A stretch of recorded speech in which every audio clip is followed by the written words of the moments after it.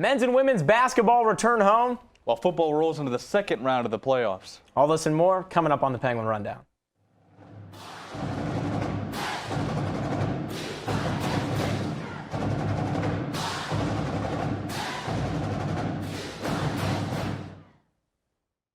What's going on, Penguin Nation? I'm John Schiraldi alongside Corey McCray. Corey, it's great to be sitting back up here with you talking about some YSU sports. Oh, absolutely. With everything that went down this weekend, YSU not only making the playoffs, but getting through that first round. Yeah, it's been an exciting time. Men's and women's basketball coming home. We got some new recruits to welcome, and like you just said, back in the playoffs for the first time in 10 years.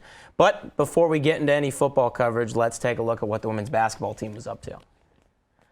It's been a tough start to the 2016 season for head coach John Barnes and the women's basketball team. Injuries have depleted the Penguins roster and sidelined many of the team's key players.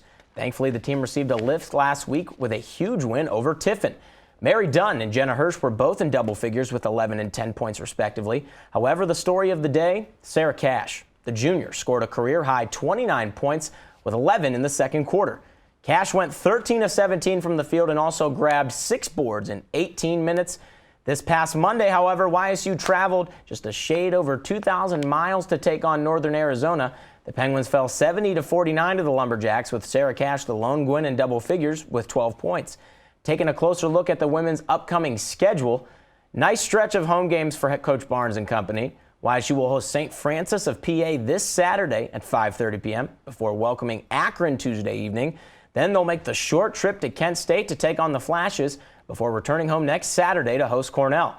Best of luck to Coach Barnes and the entire team. The men's basketball team faced off with Canisius last Saturday. Let's take a look at the game. Early first half, it's Cisco and Brett France hooking up from beyond the arc, 5-2 Penguins. But here comes Canisius. Jermaine Crumpton's going to find Malik Johnson in the corner. He's going to hit the trifecta. That would cut the deficit to 4. Penguins up 13-9. And how about this? One of the Play of the Week nominees here, Francisco Santiago, spins the defender around and then hits the 3. Beautiful work there, 2018 YSU. But Canisius coming back the other way. Kiefer Douse finds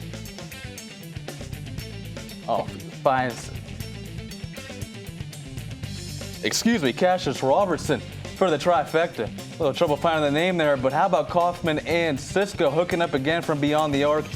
That's a 10-point deficit right there. And then again, Robertson, 27 points on the night. Huge night for him. There's also a huge night for the Gwens here. Kaufman, the no-look pass, finds Donlin on the right wing. 3. 57-47 Canisius. Then how about the junior transfer, Raheem Williams, with a 3-pointer there. Canisius up 12. But Santiago looking to make something happen. Finds Matt Donlin again for 3.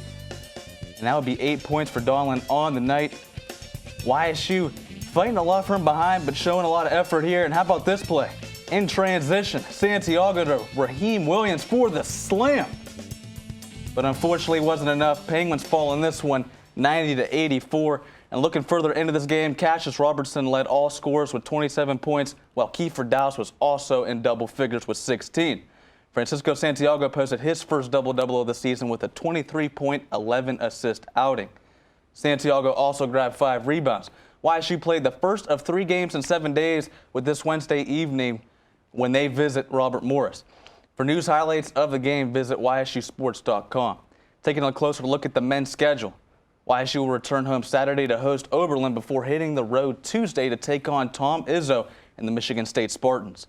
YSU will also visit American next Saturday before returning home to Niagara. Golf and volleyball seasons may be over, but they're already thinking about the future. YSU will welcome 6 new student athletes this fall to both the men's and women's golf programs, as well as the volleyball team. For men's golf, Ken Keller and CJ Hughes have chosen Youngstown State as their new homes. Keller, a student at Cardinal Mooney High School, was a 3-time First Division II Northeast Ohio District Team selection, while CJ Hughes from Indiana Area Senior High School was also a 3-time sectional champion and was second at the 2016 Class AAA Section 1 event. On the women's team, Tori Uttrup from Walsh Jesuit High School and Kara Rains from Olentangy High School signed their national letters of intent to continue their careers. Uttrup finished tied for first in the NEOI Conference Tournament her junior year and finished fourth her senior year. Rains also the first golfer in Lewis Center Olentangy history to reach the state tournament. Head coach Mark Hardaway is also excited to announce Libby Darling and Margot Thompson will be joining the women's volleyball program. Darling ranked fourth in Utah's Division 5A with 737 assists and led Davis High School to a 21-10 record, as well as the school's first state tournament berth. Thompson, also the younger sister of former Penguin Lauren Thompson, has set program records at Lutheran West High School for career kills, aces, and service points. She had a school record 44 kill match versus Vermillion as a junior. That total is tied for fourth most in Ohio high school history. Thompson also named the Patriot Athletic Conference Player of the Year as a junior and a senior. Congratulations to our newest Penguins, and welcome to YSU. The track and field team prepares for their upcoming indoor season this Friday as they participate in the YSU Icebreaker at 3 p.m. Last year, the men took first place in both the indoor and outdoor championships, while the women won outdoor. The Gwens graduate Connor New, Alfreda Goff, also Outdoor Track Athlete of the Year, as well as 9-time champion Nina Grambling. Good luck to the entire team as they get ready for their upcoming season. Now, YSU was back in the playoffs for the first time since 2006 this past weekend. They played host to the Sanford Bulldogs. Let's take a look at the game. A capacity crowd here at Stambaugh Stadium, actually the highest attendance in the first round of the FCS playoffs with over 5,000 packed the Ice Castle to see Bo Pelini and company take on the Bulldogs. We pick things up first quarter where Shane Kuhn, the fullback, gets the handoff and takes the ball into the end zone. He would get on the board early. Penguins lead 7-0. And then Mark Schuler, got to show the punter some love. Here, the MVFC Newcomer of the Year just absolutely bombed this one. It hits around the 20 and it'll roll all the way down to the opposing 3. A 74-yard punt for Schuler there, giving the Penguin defense great field position. And then Delvin Hodges, say hello to Derek Rivers. The MVFC first team selection with the sack on the evening, 11 on the season. Great stuff there from Derek Rivers, and how good has Hunter Wells been? Here, he hooks up with Kevin Radar for one of his 8 completions for 29 yards. Radar would rumble all the way down to the 20, and that would set up this Tevin McCaster touchdown run from just 1 yard out. Tevin McCaster has been a bright spot for the Penguins this year, behind both McCaster and Webb. Then Jody Webb wants in on the touchdown party. Here, the senior finds pay dirt from just 6 yards out. He's fired up. Gwens start to take control of the game from this point out, and then Webb once again erupts from the line of scrimmage and up the right sideline. A 62-yard touchdown run by Webb. He is unbelievably fast. Career high for him in yards with 174. Pete loves it. I love it. The fans loved it. YSU wins 38-24, and they are on to the second round of the FCS playoffs. Now they will travel to Jacksonville State to take on the Gamecocks in the second round of the playoffs, as I mentioned. The Gamecocks enter the game as the 3rd overall seed in the bracket and currently sit at 10-1, winners of 9 straight. I'm now joined by my colleague, Christina Sainovich, to shed some light on this matchup down in Alabama. Christina, how we doing? I'm good. I really like that jacket, John. How did I know you were going to say something about the jacket? But anyways, Christina, you look great as well. Now, we know this isn't a team that should be taken lightly. They made it all the way to the national title game last year. So, Christina, what jumps out to you about this Jacksonville State team? Yeah, John, as you just mentioned, this is a team very comfortable in the playoffs and one who's playing extremely well as they're winners of 9 straight. This is the 3rd straight year this team has earned a bye and the national number 3 overall seed. They are also the first team to win 3 straight OVC titles since 1984, but head coach John Grash just said at his weekly press conference he does not plan to take YSU lightly.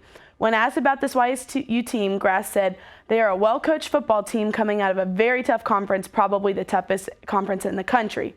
So I don't expect any lack of effort or focus. I think you can expect to see 2 teams very focused and very locked in come Saturday. Fantastic. We know you can expect that with a Coach Baniecki coach group. Christina, what challenges exactly does this Gamecock offense present on the football field? There's plenty of them. It all starts with the guy under center, Eli Jenkins. The OVC Offensive Player of the Year for the 2nd straight year and preseason All-American has been sensational this year. This year alone, he has accounted for 2,762 yards and 22 touchdowns, throwing for almost 2,000 yards and 10 scores while running for 12 and 795 yards.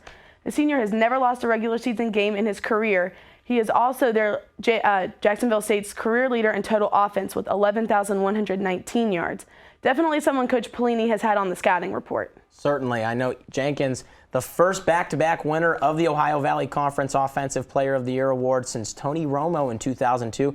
He's also the OVC's first three-time first-team quarterback since Romo did it as well from 2000 to 2002. Christina, what about this JSU defense? John, this defense has been phenomenal, holding opponents to just 16 points and under 250 yards of total offense a game. They are first in the nation in third down conversion percentage as well, and have held 8 teams to under 100 yards rushing in games this season, and that's the most in the school history. Redshirt freshman Marlon Bridges has been a huge part of the Gamecocks' defensive success this season.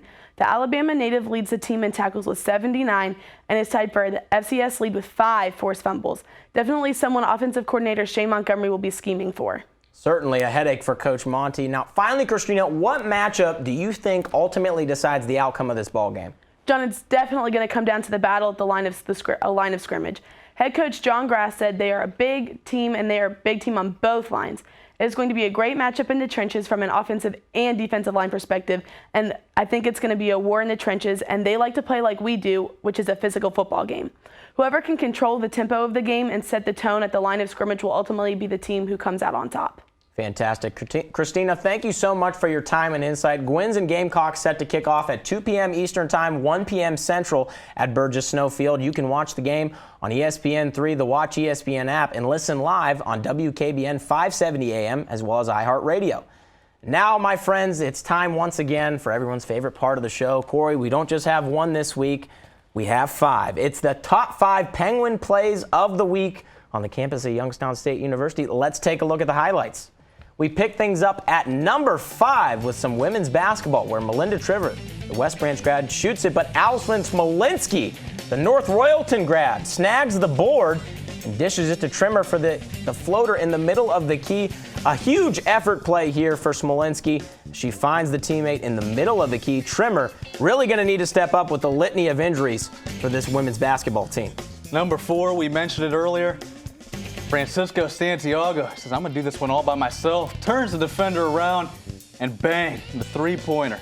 Excuse me, sir. I think that Canisius defender can find his ankles around half court. It looks like he left him over there. Yeah, he looked a little lost after that Got put play. in the spin cycle by my boy Cisco. There's nothing to be ashamed of there. It happens. Happens to the best of us. Number 3 on the top 5 plays of the week goes out to Derek Rivers. All 6'5", 250 pounds of him said hello to Delvin Hodges for his 11th sack of the season. Rivers, a first-team All-Missouri Valley Football Conference selection, says hello to Samford quarterback. I got to imagine, Corey, he was feeling that one the next day. I know I would. I'm telling you, that's like a refrigerator hitting you. And how about number 2? The transition, the slam. Raheem Williams there with the dunk. A little emphasis on that slam there. Raheem Williams, an athletic player, really filling a void that YSU desperately needed both on the offensive and defensive sides of the ball. Huge play there from Raheem Williams. But number 1 on our top 5 Penguin plays of the week goes out to the senior Jody Webb. He had a career high on the day with 174 yards, 62 of which came here where he just left the Samford defenders in the dust. Webb, a guy that has been hampered by injuries all season long. So great for him to be back and looking like he's at full strength. A huge plus for YSU as they head down to Jacksonville State for a huge matchup with a team that went all the way to the national title last year. Cor, congratulations to Jody Webb and all the athletes really in our top 5 Penguin plays of the week. That about does it for us here at the Penguin Rundown. For news, highlights, and more, be sure to check out YSUsports.com and be sure to follow us on Twitter, Instagram, Snapchat, and Facebook at Penguin Rundown 1. I'm John Schiraldi. And I'm Corey McCray. Thanks for tuning in.